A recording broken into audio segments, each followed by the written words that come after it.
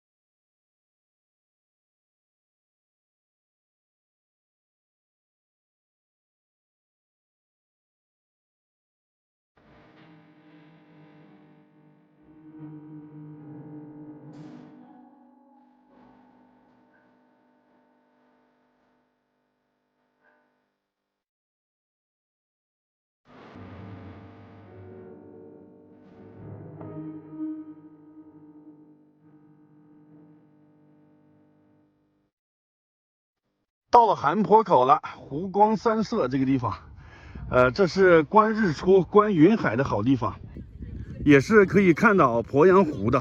这里海拔1286米，是个制高点。从这里看看风景啊，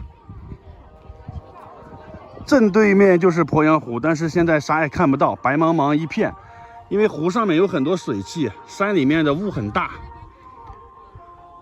天气好的时候是可以看到的啊。这边有小卖部卖吃的，鸡蛋10块钱3个。然后这里是看风景的好地方，因为前面就是鄱阳湖，然后这边山上呢，两边都是山，中间这里豁开一个口子，从那边看啊，就像把鄱阳湖含在口里面一样，所以这个地方叫韩坡口。当年毛主席也来过这里啊。导游说对面这个山像毛主席的头像，大家看一下像不像？仰面朝上啊，这边是额头，这边是嘴巴。然后韩坡口的这边，这个山峰是庐山最高峰，1474米。庐山这海拔不是很高啊。这个叫汉阳峰，据说在这个山顶是可以远远的看到武汉汉阳的夜景的，所以叫汉阳峰。这里也是观日出、观云海的好地方啊。在这里要和主席头像合个影啊，那个是吴老峰，然后再转个方向和这边的庐山最高峰合个影，这里就转完了，去下一个景点。这就是著名的韩坡口，湖光山色，有湖有山有美景有云海。这是山顶那个小亭子，据说当年蒋介石和宋美龄在亭子这里跳舞啊，看着美景跳舞。现在去吴老峰爬山了。吴老峰是有5座山峰，第4座山峰是最高的，全长来回5公里，全是山路啊。吴老峰全都是爬山，都是台阶。刚开始还有台阶呢，再往这后面走，都是这个土路了，在石头上凿出来的路。腿脚不好的人就不用上来了，挺累的。现在到了第2峰峰顶了。这峰顶上面全都是大石头，找个位置最高的地方，从这里看看风景。那边就是鄱阳湖，那个就是第3峰、第4峰，第4峰是最高了。这边看这个垂直落差呀，1000多米。正对面那个，看那个山上有雷达站，还有部队驻扎呢。那个是第2高峰，大岳峰。那刚才那个是第1峰汉阳峰，第1、第2，我站的这里是第3。再往第3峰走的路上，这边有个迎客松比较有名，最有名的是黄山迎客松，但是在庐山也有迎客松。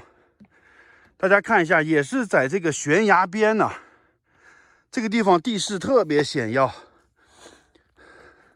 我走到这个边上，大家看一下就知道了。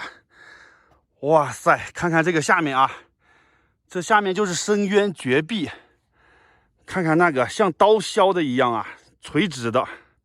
看那个垂直的悬崖边，就是庐山的迎客松，它们的这个树叶都是往悬崖这个方向长的，因为阳光从这边照过来。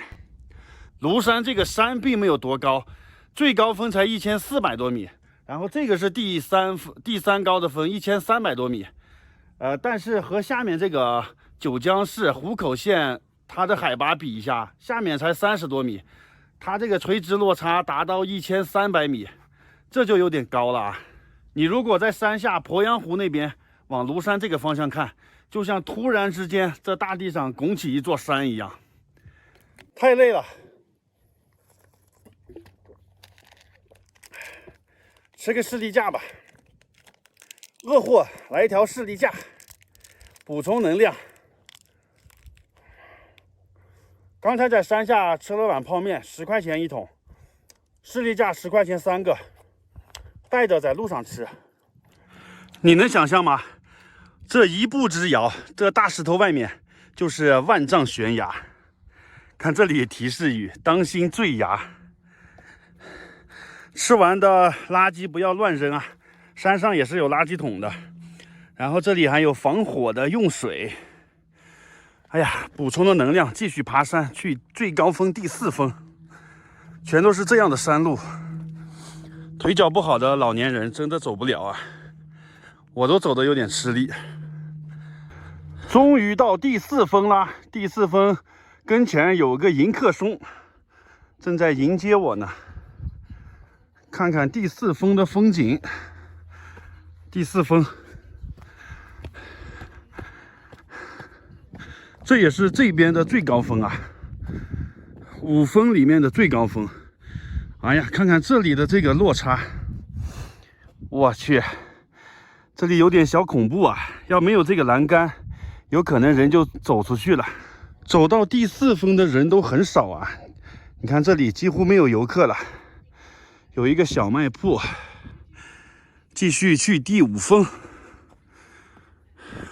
现在是12点50分，我计算一下，从第4峰走到第5峰要花多长时间，给大家做个参考啊。先是要下台阶，然后再上台阶。终于到达五老峰的第5峰了。第5峰上面也全都是大石头，这里视野也非常开阔，看风景的好地方。下面就是悬崖绝壁啊，然后看一下第4峰，从那里走过来的。哇，这一路跋山涉水，翻山越岭啊！这是五老峰山顶上的小亭子，这边是看风景的好地方，可以看到下面的那些村庄啊、道路啊，也可以看到鄱阳湖那个轮廓，但是全都是雾，看不到湖的。天气好的话，估计还能看到长江呢，长江在那个方向。那边是三叠泉的方向，我一会儿就要走到那边去了。这就是五老峰上面的景色啊。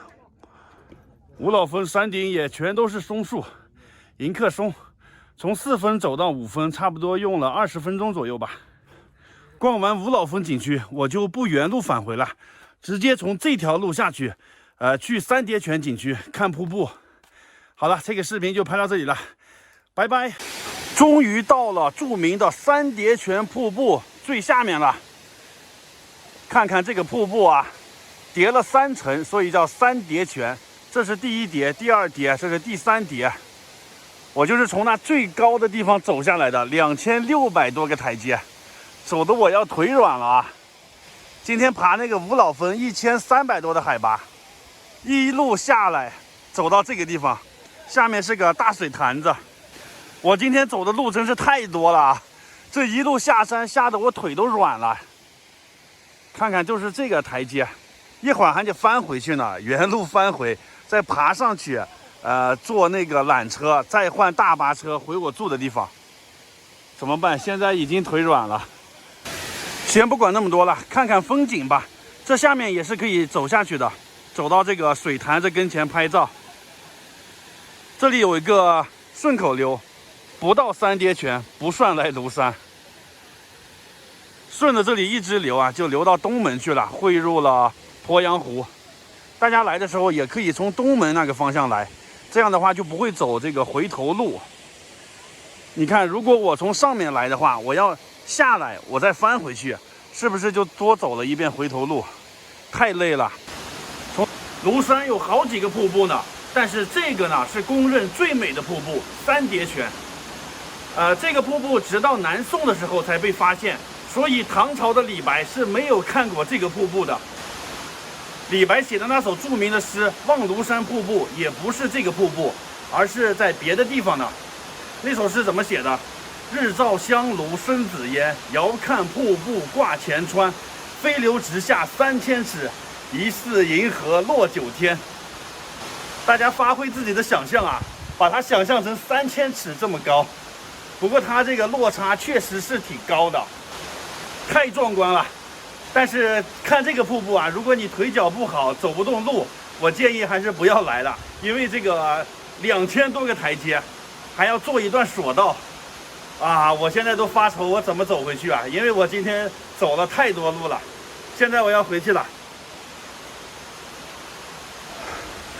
往回走全是台阶，爬山好痛苦啊！也可以做这个花杆，看看价格啊，哎呀，做不起呀，几百块上千了。啊，现在快5点了，抬花杆的人也下班了。看完3节拳，实在是没力气了，坐缆车回去啊，单程55，往返80。哎，最后一班了，马上就5点了，最后一班缆车。哎呀，这趟车出发了，我们坐最后一趟，上车喽，去坐前排。从这里看风景真棒啊！看看这车里面啥样，前后车厢是中间隔开的，要么坐前面，要么坐后面。在前面拍照啊！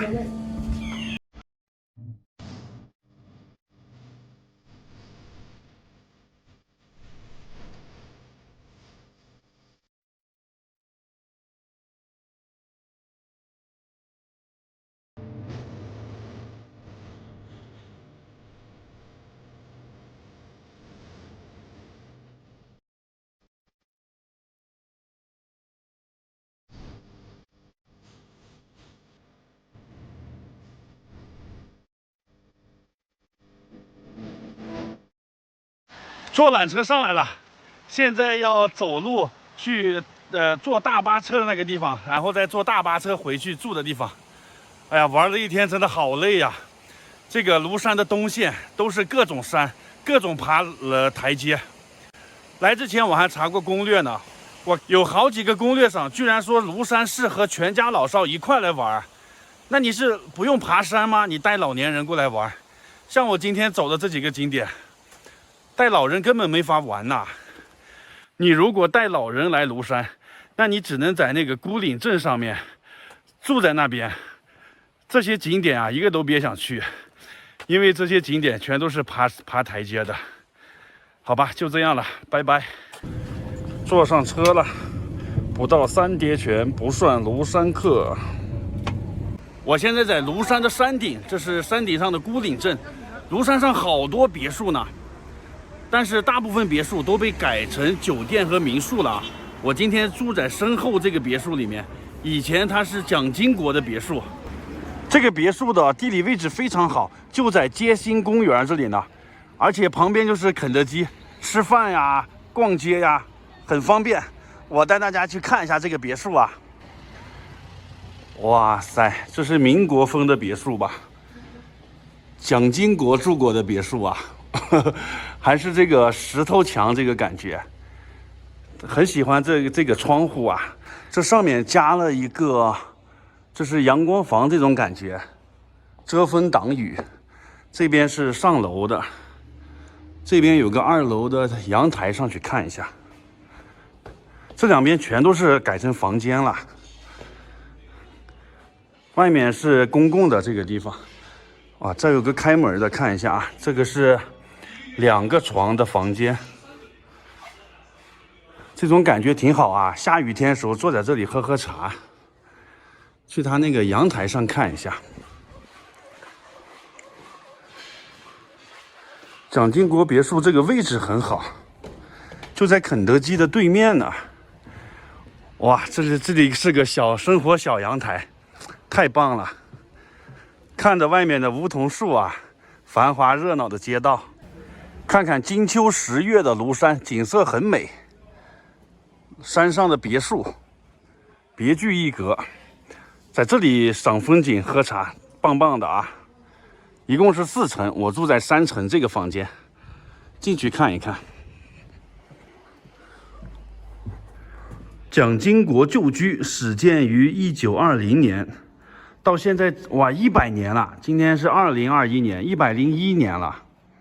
最具特色的别墅啊，100年别墅。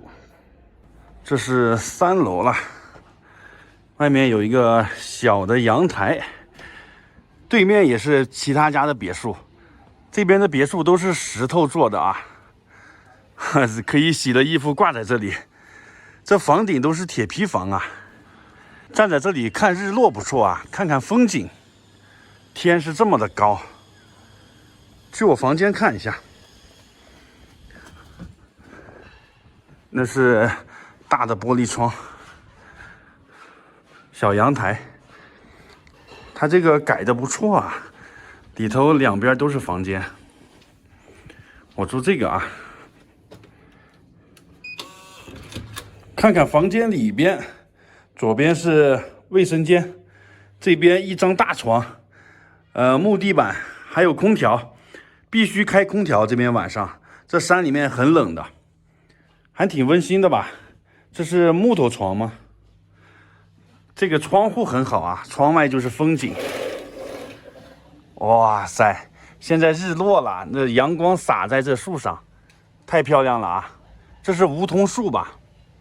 我这是3层，上面还有1层呢。住在4层，看得更远，风景更好。3层、4层价格是一样的。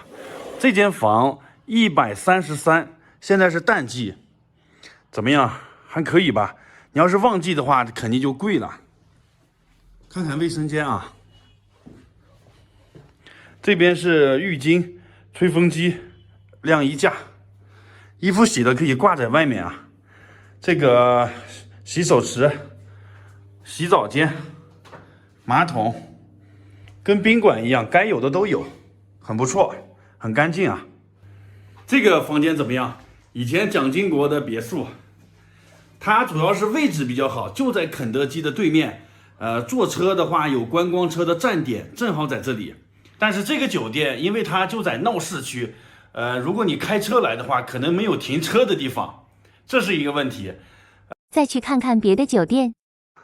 我住的地方到了，锦江之星就在马路边呢。这个地方离车站有10分钟的路程吧，走路。不是在那个繁华热闹的街心公园那里，位置在这个天主教堂这里呢，稍微偏僻一点，但是晚上很安静。看看这个房间是什么样的啊？电梯门口还放着2个按摩椅，爬山爬累了可以按摩一下。看一下房间里面，一个人住，大床房，很干净吧？木地板，这边是卫生间，洗澡间，它那个毛巾都是用那个包起来的，很干净，都从山下拉上来的。一个人住足够了啊！我感觉这个酒店是新装修的吧，什么都是新的，桌子、椅子、电视、沙发，一个大床，晚上睡得非常爽。这个装修风格很好啊，都是锦江之星这个统一装修风格。这个房间还挺大的，窗外呢就是一大片的森林，很棒啊！这个房间才150，大家觉得怎么样？我觉得这个房间就算在山下，放在九江市区的话，也得150-160吧。所以在山上并不贵，这个价格，你们觉得呢？这庐山的山顶上，晚上真的有点冷，我还要开空调睡觉呢，搞这个热风出来。不过这边睡的是很安静，晚上一点声音都没有，睡得很香。我在这边住了2天，特别的安静，还有个超大的停车场。卫生环境都特别好。第3天我换到蒋经国那个别墅了。这2个酒店各有优缺点，这个呢是安静有停车的地方，那个呢是热闹位置好。让你们选的话，你们会选哪个呢？可以在下面留言啊。现在晚上8点半了，带大家看看晚上的庐山山顶上是什么样啊。这上面常住人口1万多人呢，所以很热闹。因为今天我换到街心公园这边住了嘛，所以晚上就可以出来溜达了。晚上这些餐厅呀，全部都开门了啊！现在8点半了，也都开着呢。然后这路边还有卖当地土特产的，都是山里的一些山货吧。山梨人参果，人参果啊，庐山的接力啊，庐山的那个栗子，树莓。今天有人今天有人卖那个草栗子，20块钱1斤。你这生的多少钱？12块。12块，他们炒好的20。然后然后这山顶上还有银行，还有快递，什么都有。这边是好多卖水果的店啊，里头是美食一条街。这山上的肯德基，价格跟山下差不多。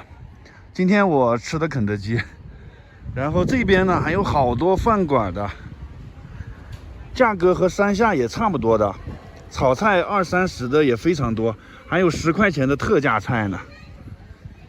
一般素菜也就20多，肉菜30、40、50、60。然后这山上也有超市。超市的话比山下贵那么一点点，像矿泉水呀、可乐呀贵1块钱左右。我再往那边走走看啊，山上天气比较冷，晚上要加个外套的。山上比山下要冷10度左右。这个地方是山上最热闹的地方啊，大家记住，就是肯德基这里。如果你们来山上住的话，也可以住在这附近，好多民宿酒店的。住在这里主要是交通方便，买东西、饭馆吃饭这些也方便。这里就是山上的街心公园了，晚上灯光也是挺漂亮的。这里有一个牛的雕像，枯岭镇，这是山上的这个镇子啊。这镇子常住人口1万多人呢。在这个地方是个观景台，可以看到整个镇子上的小别墅。走到跟前看一下啊。因为晚上比较冷，所以这里没啥人。要是夏天的时候，我估计这上面都站满了人了。哇塞，看看山上的夜景，万家灯火，很亮灯的那里就是肯德基的那个地方啊。我刚从那走过来，5分钟就走过来了。然后那个位置就是九江市区了，可以看到灯光璀璨的那里啊。大家觉得这个夜景怎么样？这边全都是别墅的啊，白天看的话特别漂亮，那个红色的房顶，现在晚上也看不出啥效果来，夜景灯光也不是太漂亮啊。现在看到的画面就是庐山白天的情况，大家看这山谷里全都是别墅啊，红色的屋顶非常的漂亮，和周围的环境都融为一体了，是不是比夜景要好看多了？在这里拍照很棒啊。现在去肯德基吃个饭，看看山上的价格贵不贵。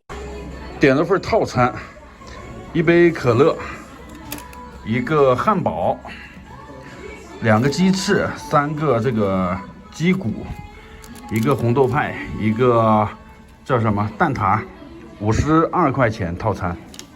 我觉得可以吧，跟山下的价格差不多。你在山下这一套也得50多。看着外面的景色啊。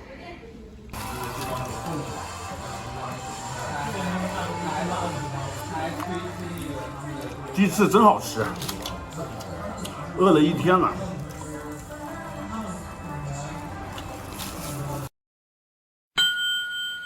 我现在在庐山，庐山这个景区特别的大，一天时间根本玩不完，所以它分了东线和西线2条旅游线路。这个视频我带大家去西线看一下有什么好玩的啊，走。每一个热门景点跟前都是围着一帮人拍照啊。前面这个洞叫仙人洞，哇，这个洞真是大有来头啊！它是道教36洞天的第8洞天，中间供奉的是吕洞宾。传说在很久以前，有一个叫匡叔的人在这洞中修炼，最后得道成仙了。他住的这个洞就叫做神仙之庐，所以这座山叫庐山。厉害了啊！庐山的得名都跟这个洞有关。这个洞正对着就是九江市区财商区，这里有一个庐山奇景石松，在大石头上长了一棵松树，松树很挺拔，象征着庐山坚强不屈的性格啊。大石头像一块蟾蜍，所以叫蟾蜍石。这个松树160多年的树龄了。这个石松在庐山很有名的，大家都排队在这里拍照啊。毛主席也来过这里。仙人洞旁边是庐山玉碑亭，这个是当年朱元璋立的碑，他在鄱阳湖这里打败了陈友谅，夺得了天下。为了感谢当时帮助过他的周颠，手写了这个碑文。立在里面，上面是朱元璋手书，很珍贵啊，现在都保护起来了。一块巨大的石头，好运石，就在悬崖边呢呀。这旁边就是悬崖。哎呦我去，这么高呢！万丈悬崖啊！从这个角度看，这天好蓝啊，很通透。一块巨石立在悬崖上，前面又走到一个悬崖口，这个叫狮子峰口。这松树就喜欢长在悬崖边呐。看看这个悬崖有多高啊！它也是一个观景平台。哇塞，你要多迈一步出去，就粉身碎骨了。看这边的山路，全都是在悬崖边修的，太神奇了！也不知道当时是怎么建的这种路啊。从这里看风景也是绝佳。下面就是九江市区，九江的柴桑区，就是周瑜去世的地方，柴桑。诸葛亮还到柴桑去吊唁周瑜嘛，也是挺有名的一个地方。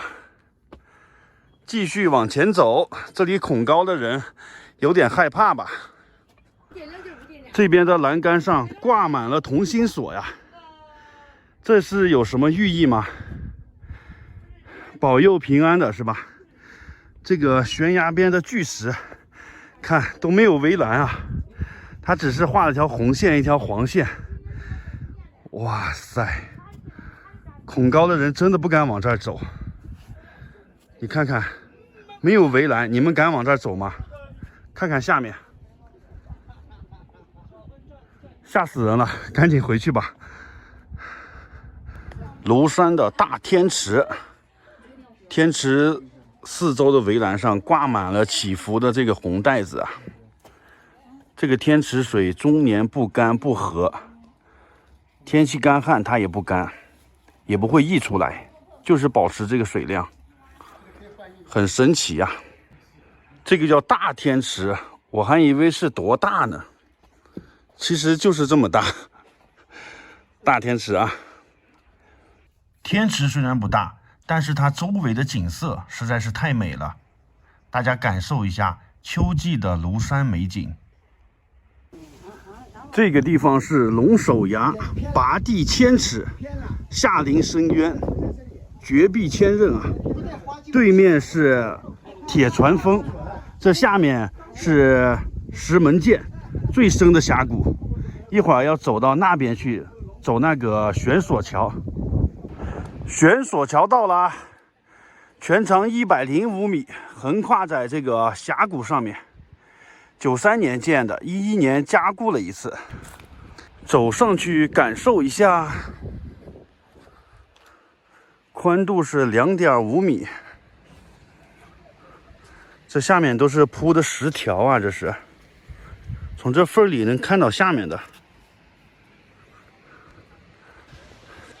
我以前在我们山西运城走过这个峡谷中的玻璃吊桥，特别的惊险刺激。峡谷里的风很大，把这个桥都吹得有点晃的感觉。过了悬索桥，坐索道到河对岸去啊，坐过去就是大坝了。索道只有我一个人。那边是终点，它这是3个车厢连在一起的，我后面也跟着2个车厢，也没有人，一个人独享这边的风景。这个索道单程30块钱，往返50块钱。索道那边有个石门涧，那个是另外收费的，我就不去那个了。石门涧里面全都是爬上爬下的，太累了。坐索道去大坝上看风景。这个就是庐山水电站了，就是大坝，马上到大坝上面去看看。这个坝还是挺高的吧？看看坝对面的那个湖。现在这是坝上面，双向车道。这边的湖并不是很大呀，可能雨季的时候比较大，现在旱季了吧？现在庐山秋天的景色很美。你看那个树的颜色都有好几种呢，这边的叶子都黄了。看一下这边的美景吧，我觉得这个画面挺有诗意的，你们觉得呢？这个大坝也是西线的终点了。大家好，我现在在江西庐山。庐山我已经玩了3天了，基本上知名景点我都去过了。今天讲一讲这个庐山的旅游攻略啊，包括这个吃住行、门票、旅游路线怎么选择，简单的说一下。这个庐山上面非常的大，一天时间根本玩不完啊。所以要留个2、3天时间过来玩。再说一下门票，门票是160，这山上的循环的大巴车是90，加起来正好是250，很吉利的一个数字啊。在庐山上面去每个景点要坐这个大巴车，你买了那个90块钱的车票就可以随意坐这个车啊。这个就是站点，这里有一个地图，带大家看一下。你看这个是观光车的这个线路图啊，这边是北门，这边是南门。我们现在在这里，它每一个这个红色的点就是坐车的点，你去每一个点上，只要你买的车票都可以免费坐它这个车，它是循环发车的。这边是西线，这边是东线，分2条线。这个车票一定要买啊，不能省这个钱，因为这庐山上特别的大，你要全靠你步行的话，要走到腿断啊。它就是用这个大巴车把这些景点都串起来了。其实每一个红色的点，它也是一个景点。你坐车以后下了车去这些景点逛，逛累了继续坐上车去下一个景点。然后这山上呢有2个比较大的湖，一个是如琴湖，一个是庐陵湖。这个西线的如琴湖，我觉得是山上最美的地方，在这个地方拍照啊什么的非常棒啊。然后这个庐陵湖也不错，这个地方有毛主席的那个别墅，大家可以去看一下。然后这里美庐别墅也是重点要看一下的，它是蒋介石和舒美龄住的这个别墅，也是最有名的。然后就是韩坡口这里也是一个必去的景点，站在这里可以看到鄱阳湖的，但是我来了这几天都没有看到，因为雾气比较大，你要挑一个好天气去。然后三叠泉大家看体力吧，体力好的就去。坐车先到达这里，然后要走1个小时的路，还要下2600多个台阶，然后还要返回来，等于你要走5000多个台阶。三叠泉这里啊，体力好的再去啊。然后五老峰体力好的爬一下，体力不好的就不用爬了。其他地方呢都是坐车就可以去的。如果你去韩坡口、五老峰、三叠泉这3个地方，就要花你1天时间。然后东线稍微来说就费体力一点，西线要稍微轻松一点吧，西线也是1天时间，然后这边1天，中线这里再花1天，3天时间吧，在这山上玩。然后它这里还有一些收费景点，比如说这个大口瀑布它是收费的，这边有个石门涧峡谷也是收费的。然后这边其实有个秀峰景区，就是李白写庐山瀑布的那个地方，它也不在这山上，要下了山以后从这边绕过去，那个也是另外收费的，那个我也没去。那个景区因为交通不太方便，我就不去了。你要开车的话可以去看一下，像我背包的坐车实在是不方便。然后这山上呢，其实这里有个索道的，你上山的时候可以坐索道上来，这个单程是80还是几十了，我记不清了。除了索道，你也可以坐车上来，在北门这里还有这个摆渡车。但是北门这个路大家看一下，全是盘山公路，弯弯绕的啊，在这里呢就容易给你坐吐了。和我一起坐车的那几个人，其中有3个人就坐吐了。大家来这里要吃个晕车药之类的。然后你也可以开自己的车上来，交一个进山费就可以了。开自己的车上来还是比较方便的，因为这里面非常大。我是在山上玩了3天时间，建议大家先去这个西线或者是中间这一部分去玩，最后再去五老峰和三叠泉这里啊。如果你像我一样第1天就到三叠泉和五老峰，那么你的腿直接就走废了，第2天都没力气去其他地方玩了啊。建议这个放在最后1天走，然后玩完这个三叠泉也不用原路返回，从这里出去就是东门了，这样比较方便一点，更合理一点。再说一下吃饭和住宿，吃饭的话，山上的价格其实并不怎么贵，相对来说还算比较合理。炒个菜的话，20、30块钱普通的菜，你要搞个鱼啊还是什么的，也就是50、60、70、80。然后就是住宿，我是建议住在这些汽车换乘站的附近，因为这样交通比较方便嘛，而且人也比较多，很热闹。然后如果你开车的话，那就无所谓了，住在哪里都行。开车的话，你可以住在稍微里边一点，里面晚上睡觉更安静。至于住宿价格的话，我觉得跟山下也差不多，100多的房间非常多，可选择性也很多啊。像我住的这个100多的房间还可以，卫生各方面都不错的。这是淡季的价格啊，旺季咱就不知道了，因为我来的也不是旺季。好的，山上的吃住行攻略就说到这里了，你们还有什么想问的，可以在下面给我留言啊。好，拜拜。